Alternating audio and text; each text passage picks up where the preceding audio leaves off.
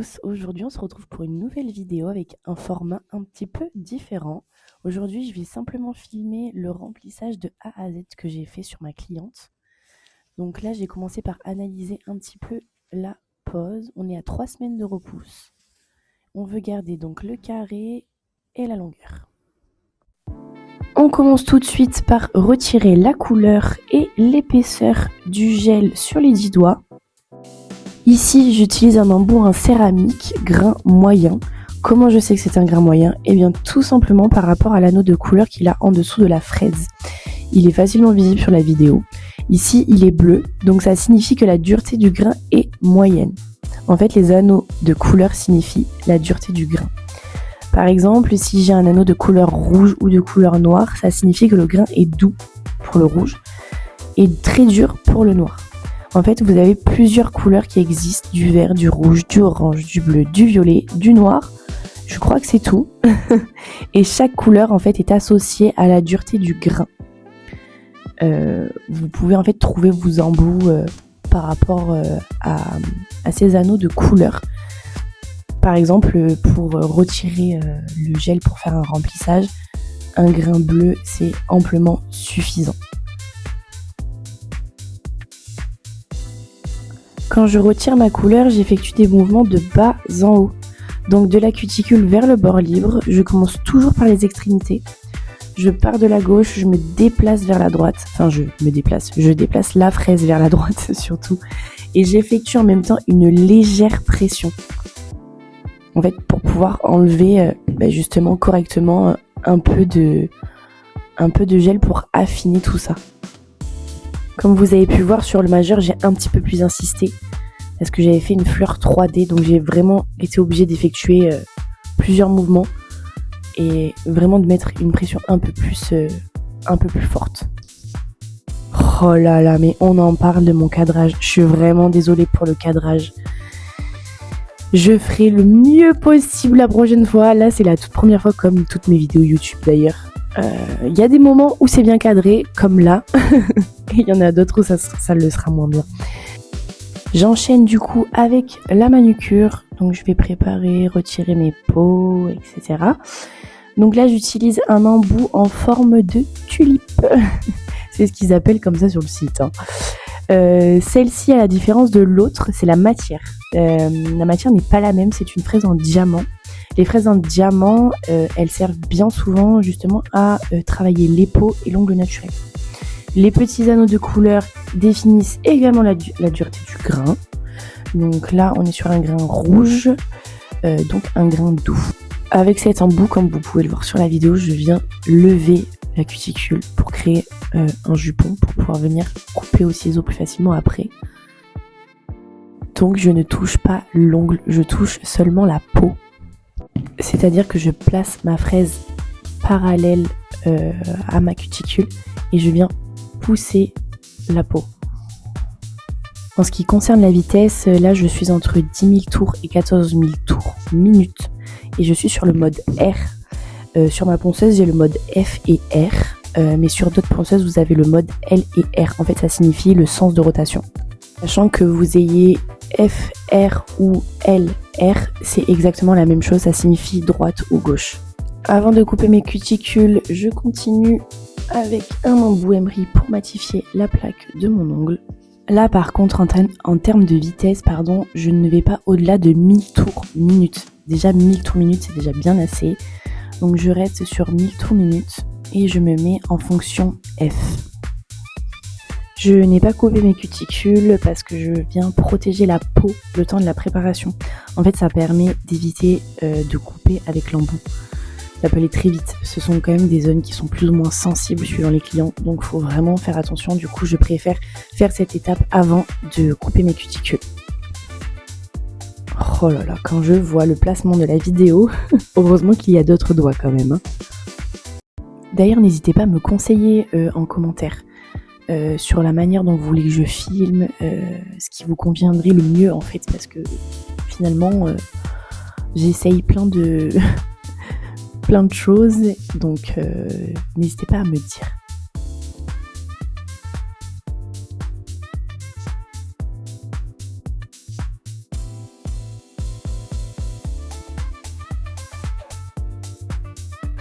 Je passe à l'étape de la remise en forme de mon carré. Donc on a dit en début de vidéo que je gardais le carré et la longueur. Là je vais devoir raccourcir légèrement en fait pour pouvoir avoir un carré bien droit. Pour pouvoir bien rattraper parce qu'en fait en 3 semaines ça bouge, ça s'arrondit, etc. On utilise nos mains quotidiennement. Donc la forme est obligée de bouger.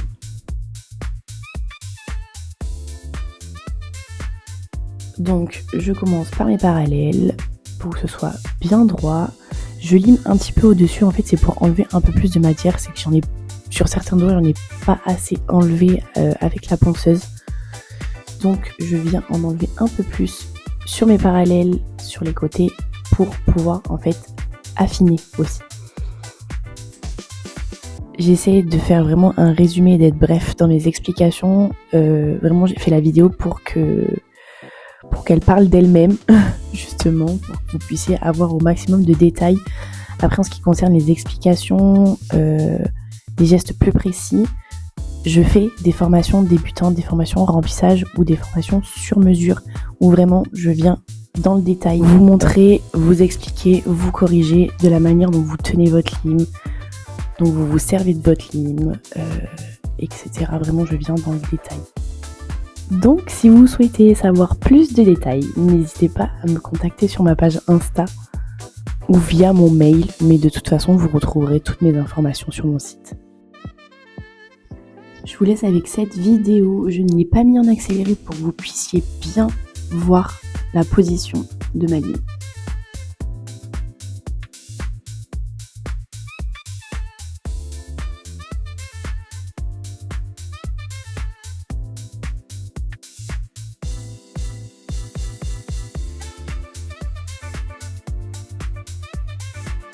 Sur ma lime, il y a 2 phases. La phase grain plus léger et la phase grain plus dur. C'est une lime 100-180. Là, j'utilise le côté doux, le côté 180 pour faire ma forme. Pas besoin de gros grains tout de suite. Le gros grain va vraiment me servir pour raccourcir ou pour enlever plus de matière.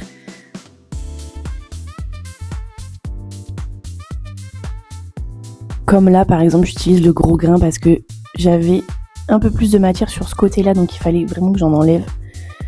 Donc j'ai utilisé le gros grain.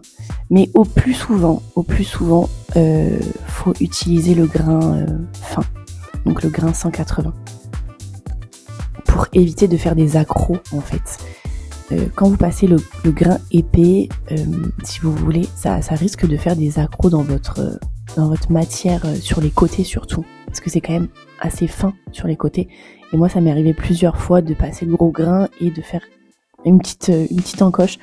Donc vraiment, faites-le si nécessaire pour enlever de la matière, le surplus de matière. Et ensuite, finissez toujours par le grain fin, le côté 180, pour justement enlever ces accros si jamais il y a eu des accros.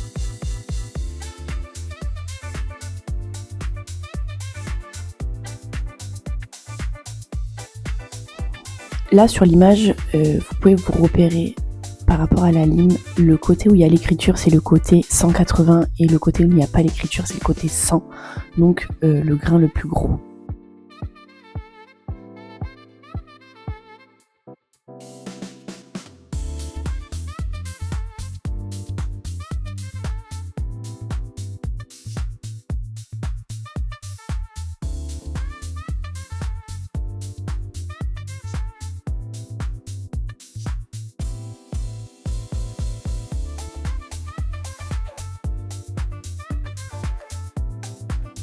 Une fois que j'ai fini ma remise en forme, je viens enlever toute la poussière et en fait vous voyez la manière dont je tiens ma brosse.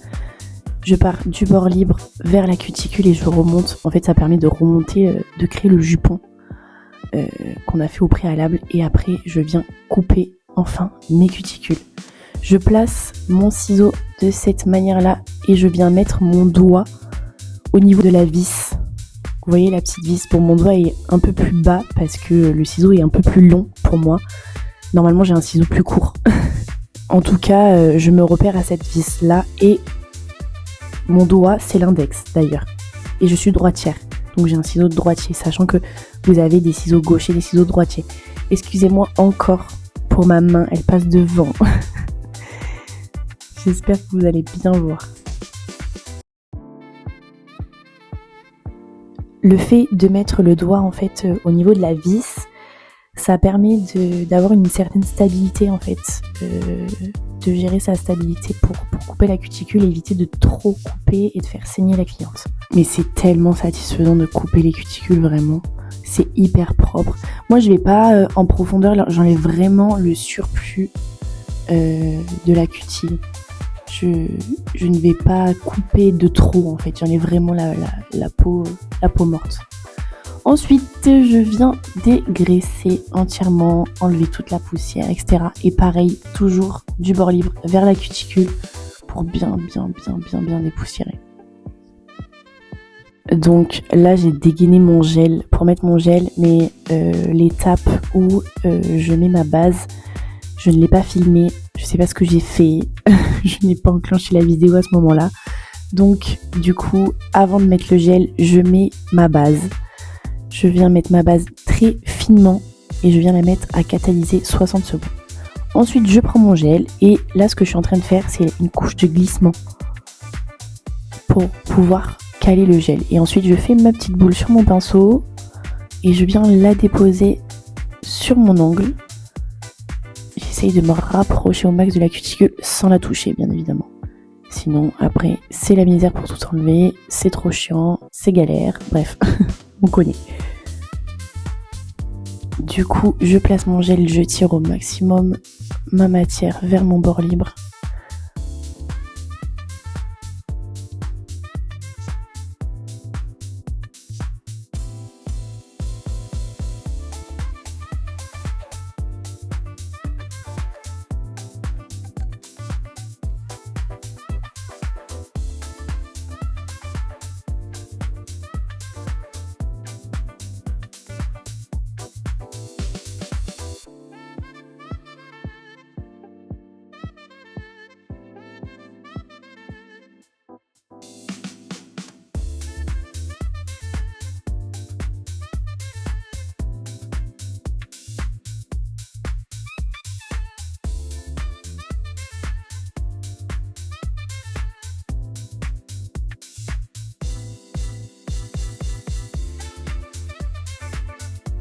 Je fais ce geste léger là avec mon pinceau pour vraiment amener la matière au bord libre, mais vraiment en amener très peu. Comme ça, je vais venir égaliser juste après avec mon petit liner.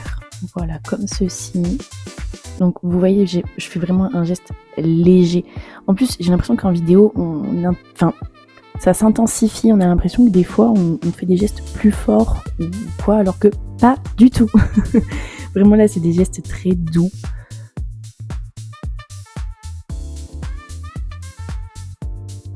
Je ramène la matière du milieu vers le bord libre pour pouvoir vraiment égaliser. Là, j'égalise en fait au maximum. Ensuite, je vais faire retourner la main. Voilà, bon, là, du coup, c'est super, on voit vachement bien les détails. Donc, en fait, j'ai retourné la main pour que le gel, en fait, puisse retomber et que ce soit plus simple, en fait, à égaliser pour justement venir créer un apex. Ce qu'on appelle aussi souvent la zone de choc.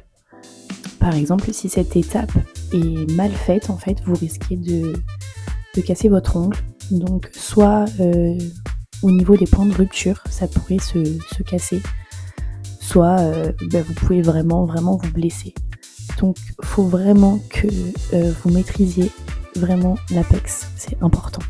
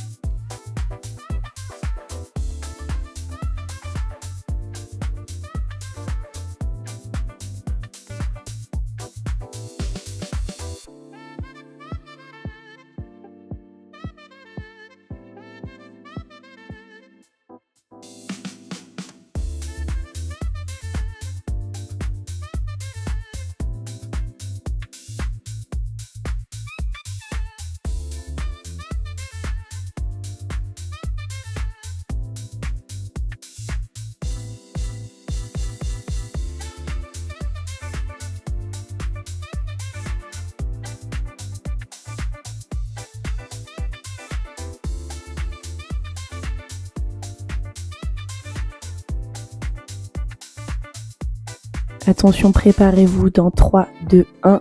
Tadam! Voici le nail art. J'adore. Vraiment, j'adore faire le nail art. C'est mon moment préféré. Bref.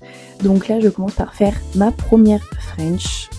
Il y aura sur cette pose 2 French et 3 ongles pleins. Vous verrez. Regardez bien la manière dont je procède pour faire ma French. Avec cette méthode-là, vous pouvez rarement, mais rarement louper votre French. Après, c'est comme tout, c'est de l'entraînement. Mais honnêtement, depuis que je fais cette méthode-là, mes French sont trop jolies. Enfin, j'adore. Alors déjà que j'adore faire les French, mais alors là, encore mieux. Et on peut l'appliquer très bien sur de l'amande, que sur du carré, que sur du stiletto. Vraiment, cette méthode est vraiment top.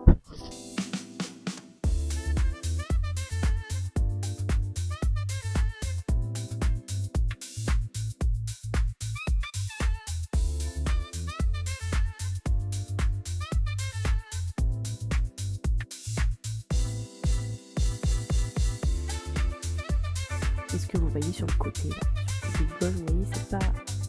Voilà, j'essaye de passer un peu plus. Mais c'est pas encore assez arrondi, je trouve.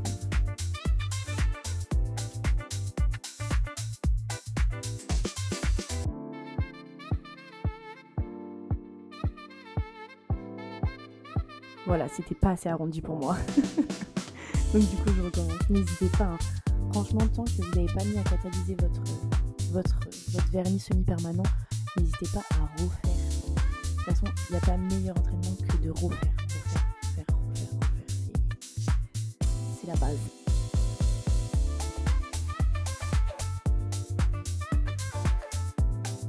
Je passe ensuite à la deuxième French. Pareil, même procédé, même technique. Vraiment, c'est la base. Et on dit coucou aux petites mèches qui nous dérangent. Je ne sais pas pourquoi j'ai fait un chignon ce jour-là. Bon, en même temps, je me fais des chignons tous les jours pour travailler. C'est bien plus pratique, je vous avoue. Allez. Voilà, profitez de la vue. Vraiment, c'est une catastrophe. Promis, les prochaines vidéos qui seront filmées de cette manière-là, je recadrerai différemment pour qu'on voie vraiment au mieux sans qu'il y ait ma grosse tête qui arrive ou alors les doigts qui s'en aillent de l'objectif.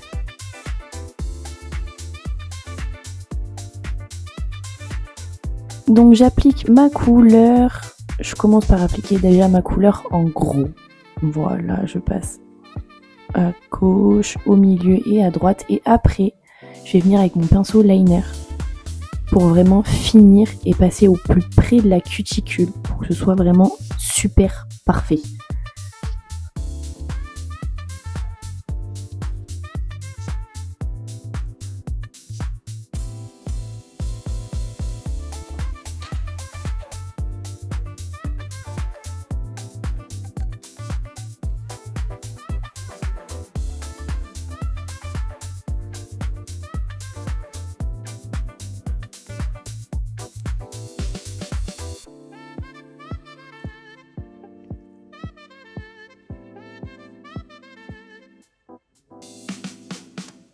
Voilà ce que ça donne une fois que tout a catalysé. Et je vais passer aux petits points. Et pour effectuer ces petits points, rien de plus simple, j'utilise un Doomtin Tool. Waouh, j'ai réussi à le dire, vraiment des fois c'est compliqué. Et je viens faire mes petits points. Pas de manière aléatoire, hein. Vous voyez, je commence au milieu et après je viens sur les côtés, mais entre les points.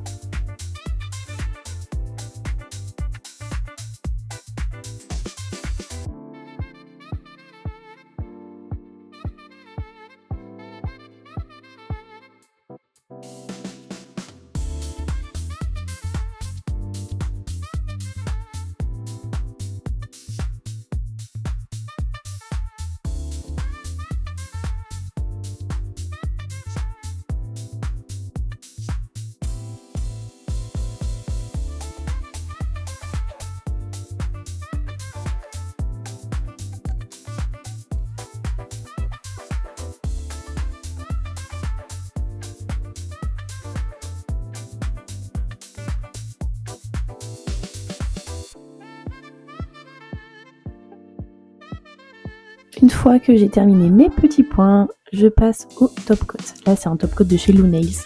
Il est génial. Il jaunit pas et tout. Franchement, il est super. Donc, je passe d'abord une couche assez épaisse, disons. Et après, je viens caresser mon ongle. Vous voyez, je fais des gestes légers pour vraiment venir lisser au maximum.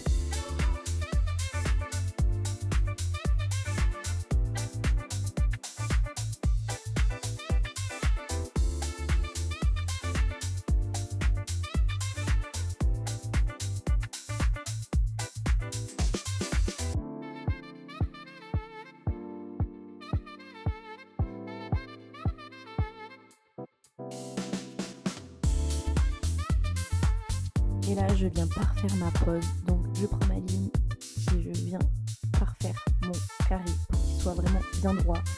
Que j'enlève la couleur. Parce qu'en général, quand on met de la couleur, etc., ça vient faire comme un petit bourrelet. C'est léger.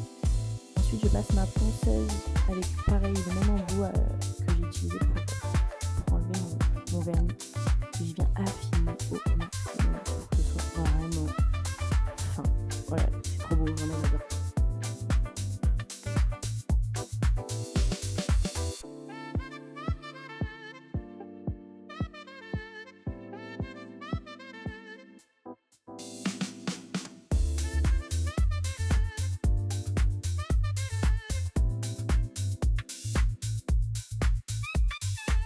Ça y est, nous sommes à la fin de cette vidéo. Je vous laisse avec le résultat avec une belle vidéo. Waouh, j'adore, vraiment le carré, j'adore, incroyable. En tout cas, n'hésitez pas si vous avez des questions à me les poser en commentaire ou quoi, j'y répondrai avec grand plaisir pour plus de détails. À bientôt, ciao ciao.